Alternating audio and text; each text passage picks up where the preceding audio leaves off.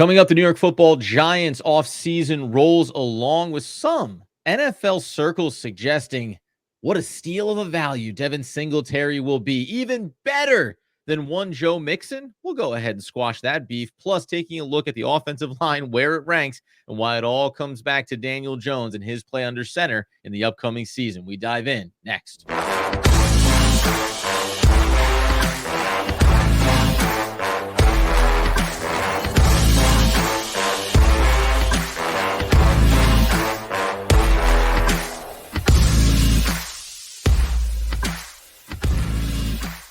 Yes, my friend, it's OGP, the One Giant Podcast, where you know that we are your hosts. Over here, Adam Marbrecht, over there, Andrew Makowitz. We're healthy, we're wealthy, we're wise. We're talking about everything offensive side of the football today, Andy, specifically that new running back, that rebuilt offensive line, and that familiar face under center.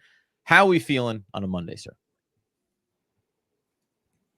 You know, I took a little bit of time to get away. I watched a lot of soccer this weekend, a little bit of the Scottish Open, but now I'm starting to get rejuvenated back into the NFL. Now those are kind of going by the wayside. I think for me, Adam, it's usually once the All-Star game hits for Major League Baseball, it kind of feels like that's when you turn the page over and you start focusing on NFL. But maybe that's just me. I couldn't care any less about the Major League Baseball All-Star Game, so sure, put it up as another 10 poll. Listen, some people on this show, they think about football at the appropriate quote-unquote times of year. Me, I eat it, I drink it, I sleep it. That's me. That's just me, though, and that's the way that we like to operate our show. Now, when we talk about the New York Football Giants and turning the page, Devin Singletary brought in this offseason. Obviously, Saquon Barkley gone. We're watching Hard Knocks. We're seeing some behind-the-scenes stuff, the negotiations or lack thereof. When we talk about him, though, and now you start getting some chatter around the league of, hey, take a look at this yards per carry. That's been a big one for Singletary, and comparing him not only to Saquon Barkley, but some of the other better running backs in the league, like Joe Mixon, who will find himself on a new team as well. What kind of stock are you willing to put into this type of conversation? Because for me, it feels like you're setting up Devin Singletary for an absolute disaster in his first year in New York. Yeah, I mean, this is a little bit of a tough comparison. It seems like just because of Hard Knocks, like they talked about Joe Mixon being available, and we talk about Devin Singletary, and when you look at the stats, it's not as close as you would potentially think when people are like, "Oh, you'd rather have Devin Singletary than Joe Mixon." I mean, we were talking about this offline, but I think the simple answer is this: if you were to ask me who the better running back is between Devin Singletary and Joe Mixon, it's very easy for me. The answer is Joe Mixon. We can get into some of those stats. If you said they cost, drastically different amounts of money to be able to have them on your roster, it's the same discussion around Saquon Barkley, albeit to a lesser degree, of like, okay, you're probably going to pay for a little bit more explosiveness, a little bit more pass catching, whatever it may be. But yeah, I think we're setting the expectations unfairly to say we need Devin Singletary to replace Saquon Barkley. Devin Singletary is better than Joe Mixon. Like, we're probably putting a little too much into what we hope Devin Singletary can be. And I hope that we're not kind of over our skis in terms of what we think he's going to contribute this year. Especially when we'll talk about the offensive line for the New York Football Giants relative to playing maybe in Buffalo, maybe in Houston, right? There's a lot of other scenarios where offensive line play had been better. And then even if offensive line play wasn't better, QB play was better. And all these things contribute to being a successful running back. And you can slice that a few different ways. Obviously, a guy like Joe Mixon also benefited from QB play in his career along the way. But there's a couple of different areas that we can talk about when it comes to the stat breakdowns, because I think you're right. Like, value is what matters here. And if you're the New York Football Giants and you think you're maybe going into a, let's say, less than deep playoff competitive season, you accordingly want to allocate your funds to positions or to age groups that are going to be guys that are here for the long term. The big one that jumped out to me, just if I'm going to pluck one out, was actually a category that we've talked about with the Giants before inside of this backfield, and Tyrone Tracy Jr., and saying, well, he's a converted wide receiver, and what can that mean for this team? How can they use him in the backfield as a complement to Singletary? When you go look at Joe Mixon in the receiving game, and you talk about comparing to Devin Singletary, whether it's simple things like the fact that Joe Mixon has 15 drops in his career, and you need not know, if you don't, that he has absolutely elite receiving numbers as well in terms of coming out of the backfield, to Devin Singletary's 20. Devin Singletary is not a big reception guy when it comes to the running back room. 4.3 to 8.7 drop percentage. He has double the drop percentage, which means you're talking about target wise or catch wise. Joe Mixon has double or has been that much more productive. Now, the rating when targeted is 102 for Joe Mixon and 90 for Singletary. So it's not like Singletary hasn't been productive in that regard. It's just that you're not using him nearly as often as you would. He is not an all-encompassing back. And that's what the difference is here. You said at the top already. Price matters, the type of role. You're not comparing him to these guys. But when you start to get into it and think about value, it's like this is why you pay certain running backs more. Like this is why some guys get more money because they're considered to be an all-tool back, not a complementary back inside of a really quality system. Yeah, I mean, when you talk about the money and whether or not you'd rather have Joe Mixon or Devin Singletary, I think the market shows that Joe Mixon has more value in the open market than Singletary. They were both free agents. Joe Mixon actually replaces Devin Singletary with the Houston Texans. Joe Mixon got a Right. Yeah, 3-year musical chairs. contract, where Devin Singletary got a 3-year, $16 million contract. So right there, all out the jump, Devin Singletary is making 20% less than what Joe Mixon is, and maybe that's due to what you mentioned before. I think the pass catching is really the thing that is interesting. And maybe the Giants took this approach knowing that they were going to get a complimentary back that was going to maybe make sure that there was more of a timeshare and more of a split. I think that's kind of what you get when you end up paying $5 million a year for a running back as opposed to 8.5, 9, $10 million for a running back. But Yeah. Adam, you mentioned the pass catching piece of it. And I think CBS Sports had a good article where they broke down a lot of the different numbers here. But when they talk about all the receiving grades and all the receiving numbers, that's really the differentiator between the two players.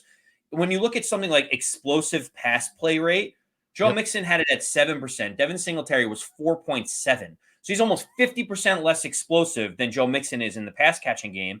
And we know this. This is the same thing for Devin Singletary when he runs the ball. We talked about the 20-plus yard rushing plays, explosive plays, how he was 3x less than what Saquon Barkley was. Devin Right. Singletary is not a guy that is going to hit home runs for you. And I think the Giants signed for his $5.5 million contract, knowing full well that he was not going to be that guy. And they had to get someone to complement him like Tyrone Tracy Jr. They're hoping maybe Eric Gray can flash after what he's shown previously before. So I think as long as the expectations are that he is not a replacement for Saquon Barkley like for like, and he's not even as good as Joe Mixon is, I think we're in a good spot if that's where the discussion point starts. Yeah, 100%. Right. Like, what is your expectation for Devin Singletary? And when it comes to that, coming up here in a second, we'll talk about how, depending on your expectations, they should be directly correlated to offensive line play. And while we feel like the Giants did make improvements this offseason, while we're excited about John Michael Schmitz entering year number 2, still, the NFL, by certain rankings, views the Giants have actually gotten worse from a year ago. We'll dive in on the offensive line of it all and also what it means for one Daniel Jones in the upcoming season here in one moment. And as we continue today's One Giant podcast, it's brought to you by Potential, Pietential. That spells Potential. It is an online assessment tool free for individual users, sets a baseline for your well-being, gives you tools to improve over time, and also tracks your progress. It's all about maybe for Devin Singletary and trying to get to that next big contract, maybe for the offensive line and wanting to not be the worst ranked team in the entire NFL. Finding ways to make sure that you're keeping yourself on the level and being successful day to day. So check out Potential today. Whether or not the offensive line goes to Potential, Andy, the bottom line is that the Giants made choices this offseason, as we know. And John Mara, by the way, talked about this. He has said, for whatever you want to take away from it, that this has been unacceptable over the past few seasons, that they've made decisions that are supposed to improve it, and it can no longer be the crux of why this team is unsuccessful. You have 2 first-round draft picks in, obviously, Andrew Thomas, and unsuccessful to this point, Evan Neal, and you also invested a second-round pick in the middle of the line in John Michael Schmitz. Then you go out and you add John Runyon, you add Illuminor, and you're sitting here saying, like, okay, this needs to now be solved. And yet, we find ourselves coming into this season potentially with the Giants being the worst ranked offensive line in the league. It's extremely frustrating. It's extremely disheartening. I don't even really know what to make of it, Adam. Like, I keep going back in my head and I'm like, the offensive line has been terrible. It's one of the reasons why Daniel Jones is still the quarterback, is because there's so many question marks behind the offensive line. Like, is it Daniel Jones's fault? It's the reason why Malik Neighbors is on the team. Well, if only we had an explosive playmaker, maybe that would help the offensive line. It's one of the reasons why I think Saquon Barkley isn't here anymore, because we're Yeah. like, well, we saw what it looks like with an explosive running back and a terrible offensive line, and it didn't look good, and we didn't win very many games last year. But And by the so, way, just a side note, as we continue to go through the hard knocks of it all. Like I mentioned this over on Twitter that like the end of that relationship, someone said, "Oh well, if the Giants still offered him pretty close to it, 12.5 million, whatever it was." There was also just a world where Saquon Barkley was tired of playing behind bad offensive lines and playing losing football year over year. He's had his injuries, all this other stuff. It's all good. But this idea, it's like, yeah, maybe it's just a bummer to go out every year and be behind, at best, one of the 5 or 6 worst offensive lines in the league. Like, that has a drain on offensive players, quarterbacks, running backs alike. But continue.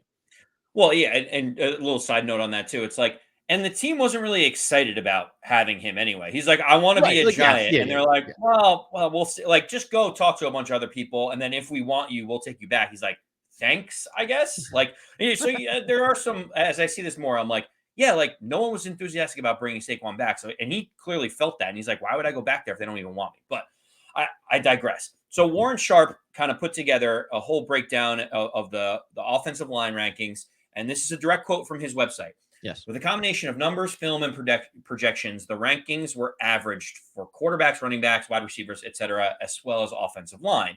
So, Adam, where do the Giants rank in terms of offensive line rankings when you take the numbers, the film, the projections, the votes, all this different stuff? Take it Where all in. is this newly revamped offensive line with Pro Bowler Andrew Thomas anchoring the left side and the free agent acquisitions that the Giants made?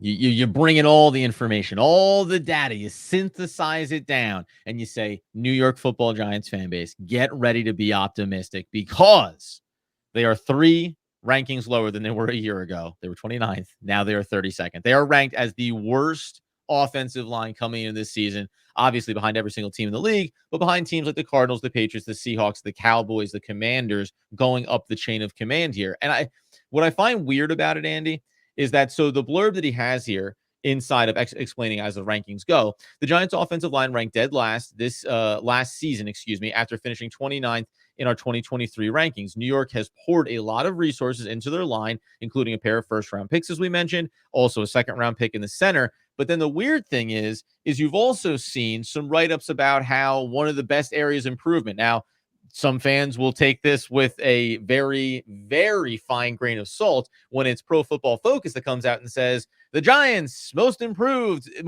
position, offensive line. Like, they've done the things to help themselves get better here. Do you think, like, my concern in this is obviously the Evan Neal of it all plays a big factor, and they're also taking into account other positions around this offensive line. But my concern here is the Mark Glowinski to John Runyon transition, because I think in all of our minds, Glowinski let us down. He did. So let's go get younger. But then when you really look at it, Runyon may just be the idea. You want to be a little more athletic, because he is by a lot of metrics, and you want to be younger, which he is, 5, 6 years younger.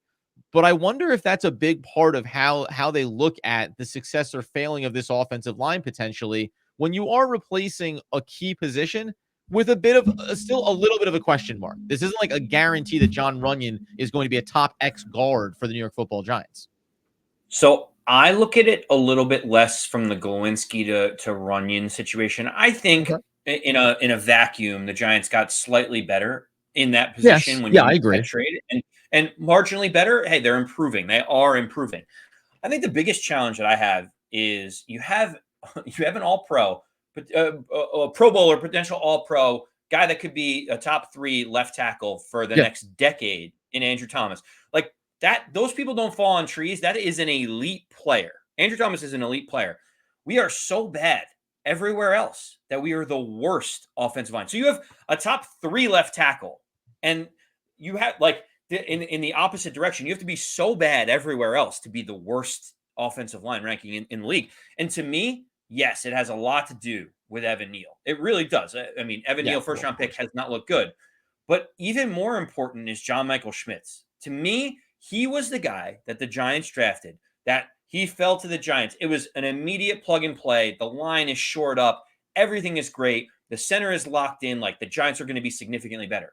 And he was not. He was not good last season. And it was kind of a shock to the system to see how poor he actually played. Remember, he was 24 years old. He wasn't a 20-year-old rookie being overwhelmed. He was 24 years old. He was a set it and forget it type of high-end draft pick for the Yeah. Giants across the offensive line. His Pro Football Focus rating was a 41.4. He allowed Yep. 5 sacks from the center position. Like usually you have all the pass rushers that are coming from the outside, and that's where Evan Neal gets himself in trouble. That was good for 5th in the entire league, and he missed games due to some injuries early on in the season. So to me, we think that things will improve because Jermaine Illuminor and John Runyon Jr. are here. They're The new upgrades at offensive the line guard coach. position. Yeah. Yeah, a brand new offensive line coach. So we have reasons for optimism, but are we really being too optimistic about John Michael Schmitz? Like Well, he can't be as bad as he was as a rookie, but like we think he's going to progress. But if he doesn't, Adam, this is again one of the worst offensive lines in the league. I think that you're right. I think that you're right in the John Michael Schmitz of it all. 4 penalties as well a year ago out of that center position. Now, listen, there's a lot of expectations there. You're a rookie. You mentioned him being on the older side, so you do want those types of rookies to kind of come in and look good fast. It doesn't help whether or not the QBs, any of them, were any good. It doesn't help that you had 3 different quarterbacks under center for you, right? You're trying to build that rapport, so that definitely matters too. But regardless of all those things, like it can all be true that it was not the best set of circumstances for him to develop, including having Glowinski next to him, including having a rotating cast. Remember, a year ago, Brian Dable and Mike Kafka on the offensive side of the ball said, maybe we'll just go ahead and play mix and match for a while on the offensive line, right? So that's not going to help a young developing center. So I think there's plenty of things here to point at and say, like, hey, these were not the best circumstances for John Michael Schmitz.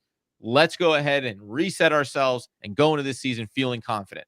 That's fine until you get reasons to not be confident, until he maybe doesn't look so good at the center position again. I think that's less likely than likely. I want to believe in the scouting department. But the other side of it, as I mentioned there, with having John Mara come out and say, like, we invested in it, this needs to be improved. When you turn around and you end up having Andrew Thomas first round pick, who, by the way, like, that's the holdover from a previous regime. That's not your pick.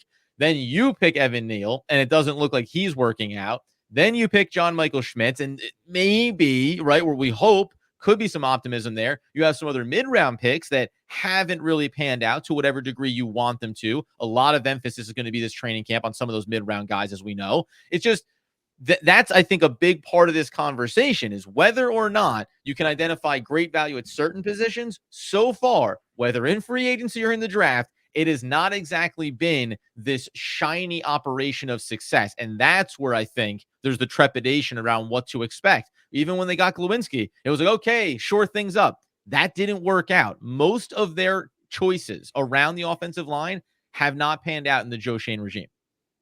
Yeah, so that leads me to the question around the offensive line, and this is what I'm going to turn back to you.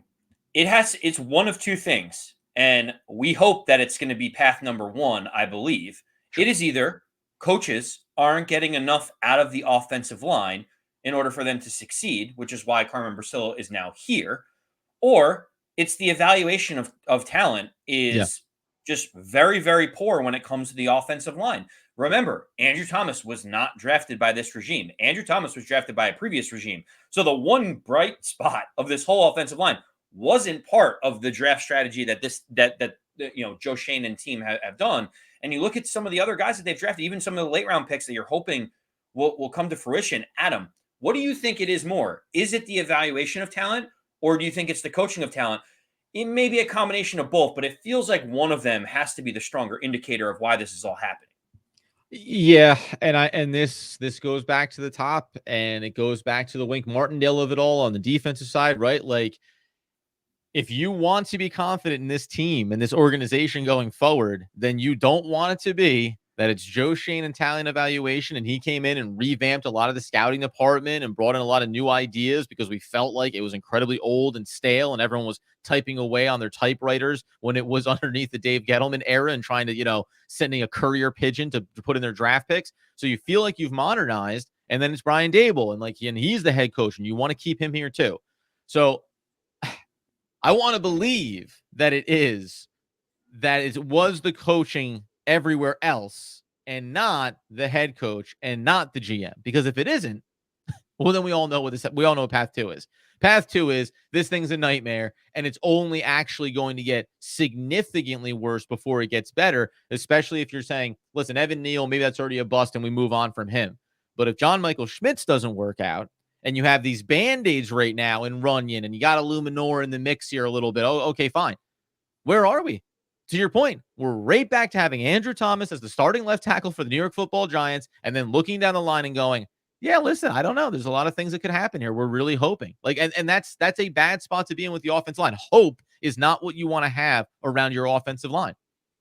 It's the reason why Saquon Barkley isn't here anymore. We mentioned it earlier in the show. If the offensive line was better and it showed success, that having that type of weapon in the backfield would be great, Saquon Barkley would still potentially be here. It's also the reason why there's so many question marks about Daniel Jones, what he's going to be if the offensive line was at least competent. Would he look better? Would he actually perform better? Would he, actually look like the starting quarterback of the Giants for the future? Because the offensive line has so many question marks, it does feel like there's just so many unanswered questions across the entire offense. How about this one as well? Let's just extend this conversation for one more moment before we talk about a little social media. Everyone wants to put out those sexy videos of the offseason telling everybody how good they're going to be. We're going to talk about that with Andy and Daniel Jones in a moment. But let's just go back to 2020. And I'm going to tell you about opening day starting lineups for the New York Football Giants. And I'm going to walk all the way up to this past season. So 4 years. And I'm going to tell you names like Fleming, Zeitler, Gates, Lemieux, Soldier, Hernandez, Price, Skura, Neal, Glowinski, Feliciano, Bredesen, Phillips, and Pugh. Those are, 13, 14 names that are not a part of the offensive line. I didn't mention the Andrew Thomas of it or the John Michael Schmitz just brought in this past year.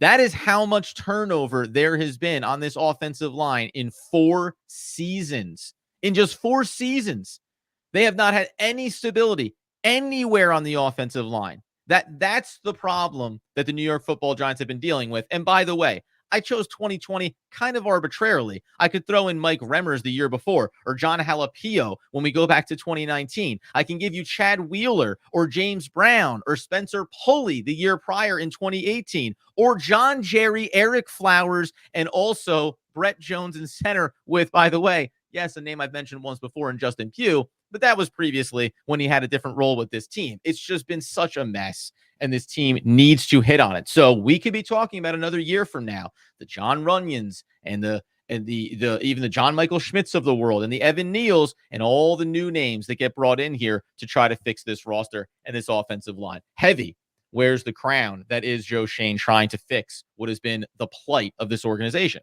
That being said, though, let's have some fun. And it's not all doom and gloom. You got Daniel Jones out there. He is looking ripped and really showing off his skills against zero defense. We're going to get into the social media game with Andy to close it out coming up here in just one moment.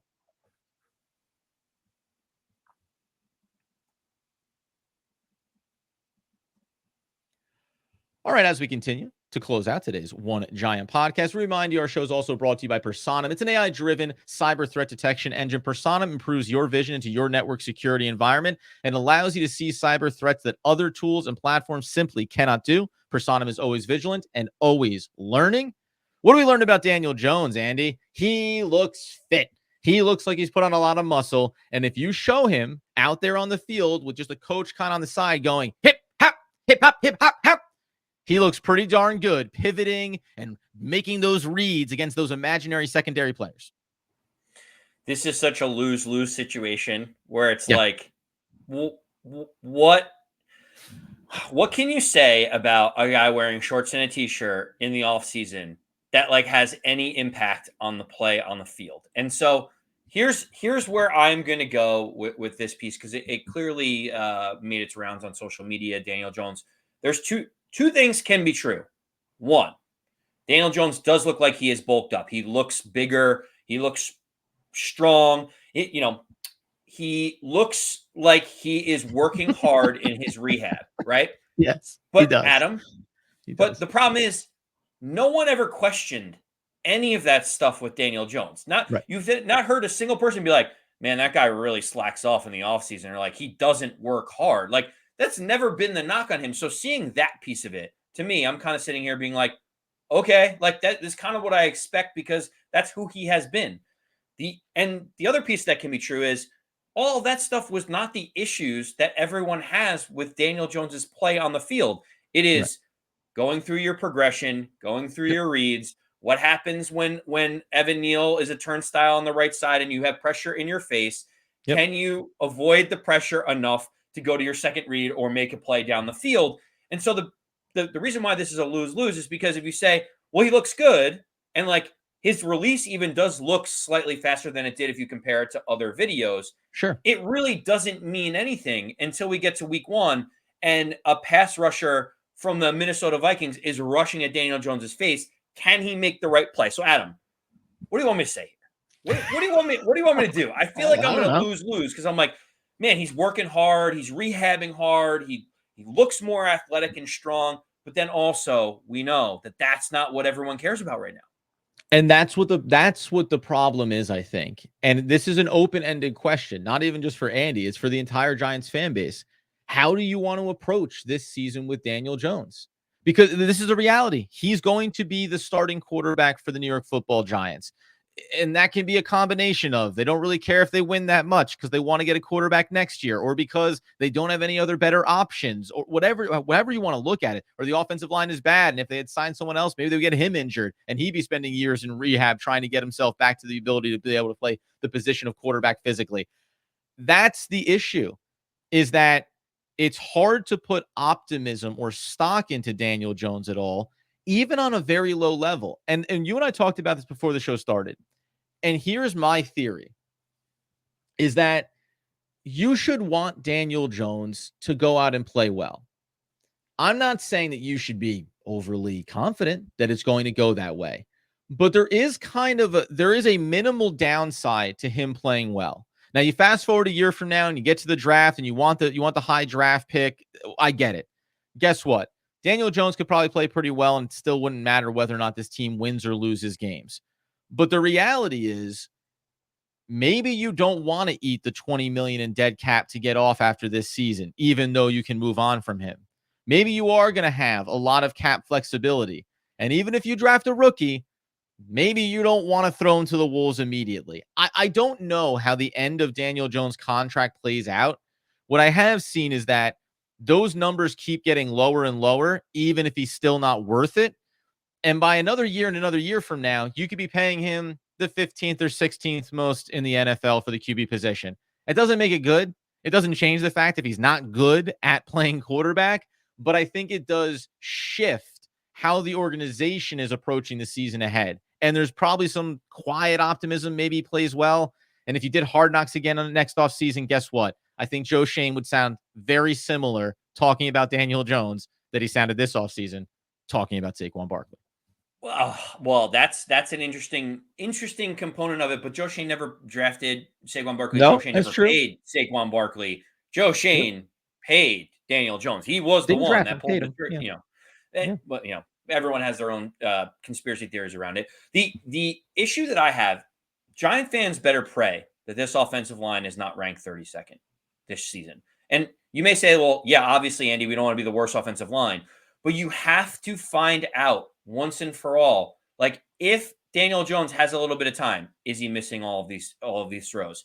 Is he not getting the ball to Malik Neighbors?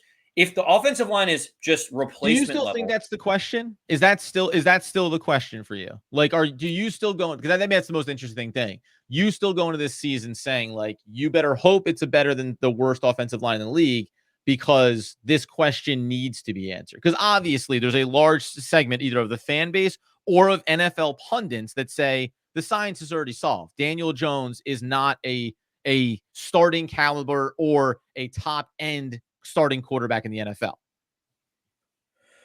well, but the simple answer is they made the playoffs a year and a half ago, 2 years ago, and they won a playoff game with him at the helm. And I'm not saying that he is a top 10 quarterback to be able to do that. It's obviously the compliment. But the question is like, okay, if we are replacement level and if we at least see what Daniel Jones is, then we know how much work we need to do, whether or not Daniel Jones can bring us back to the playoffs, whether or not we need a year bridge type quarterback in order to be able to like shore up the offensive line once and for all. I just feel like, to me, I have seen Daniel Jones win a playoff game and be the best player on the field. The problem is that has been so inconsistent and that has been far away from what we have seen day in, day out during the regular season, especially last season. So for me, it's like I Yeah. need the offensive line to play better so that everyone can look and say, yep, he is missing throws. Yep, that's it. And maybe I'm someone that's taking longer than everyone else to like put the nail in the coffin. But like he is under contract. And the crazy thing is like if the Giants win 9 games or 10 games, and you mentioned Daniel Jones's contract is like the 15th most, maybe 16th most. It's like there's a world where Daniel Jones is back again next year because you're like, what are our options? He's getting Yeah. paid Yeah. middle of the road, and we're winning enough games to be competitive. Like I struggle with that, and I think Giant fans might be frustrated because there is a world where Daniel Jones plays well enough to be able to be here next year, but not well enough where you're like confident that he's going to perform at a high level. And at the end of the day, I think that the big caveat for me with this conversation, because again, you want to hedge a little bit, you know. So if Daniel Jones comes back around, you get to say, I never fully bailed on the kid. I always thought if you just fix some of these things around him, right? If you gave him a number 1 wide receiver, sure, you'd love to be able to do that. But more than that, it's the compartmentalization of, okay, you played that Minnesota Vikings team in the playoffs and you won a game and you were the best player on the field. Congratulations. It's the same season when you threw 15 touchdowns and 5 interceptions, right? Like it's the same season when the sample size was basically saying like if we mitigate every expectation of what the quarterback position is typically responsible for in winning or losing games, then we're in a position to be successful. And the step further, obviously, is a year ago, pre-injury, it seemed like that beautiful moment, that playoff game against Minnesota that was going to be the stepping stone to greatness. And Joe Schoen saying, that's why you give him the contract, baby. It ended up being, oh, or maybe that film that everyone went and studied was like, hey, if we do X, Y, and Z, Daniel Jones is going to have a real hard time being successful. And that's the problem. And frankly, right, wrong, indifferent, however you feel. And I know we're going to get in the comments about like, who cares? Move on from Daniel Jones, all this stuff. But he is the quarterback. So this is part of the discussion this year.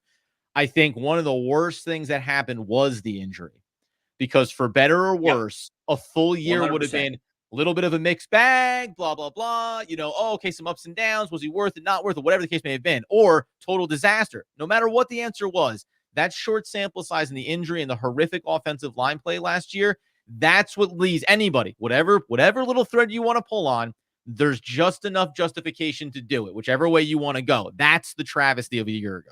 You couldn't be more right on that. The injury really left more questions than answers, and that was what we were really looking for last season.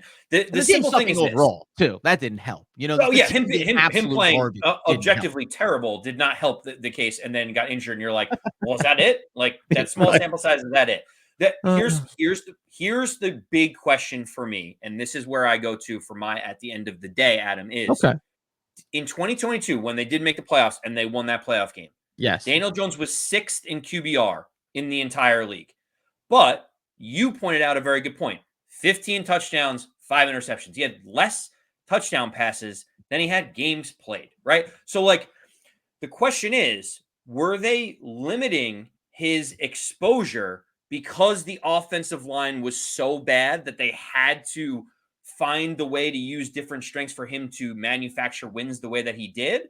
Or were they limiting Daniel Jones's exposure because Daniel Jones doesn't have the capacity to throw for 35 touchdowns and still not turn the ball over at an alarming rate like he did earlier in his career?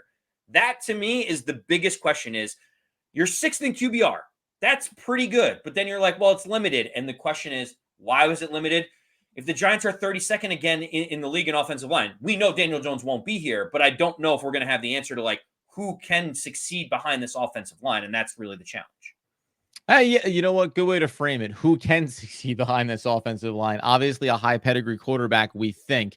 Worth noting 18 to 27, 169 yards, 6.3 yards per pass, a touchdown. no interceptions, 4 sacks, QBR of 77, rating of 96.1 in the absolute blowout loss to the Philadelphia Eagles the following week after that win against the Vikings, and albeit the garbage time and all the other jazz. So listen, it lies somewhere in the middle. We're going to have a lot more episodes about Daniel Jones, obviously. And all this, though, because the offensive line play in training camp is going to be fascinating to watch, and who ends up claiming one of these roles. And do we have a cemented starting five, the Evan Neal of it all, and then into the backfield, obviously, with Devin Singletary. The great news is, if you're a New York Football Giants fan, it's nothing but questions. And isn't that fun?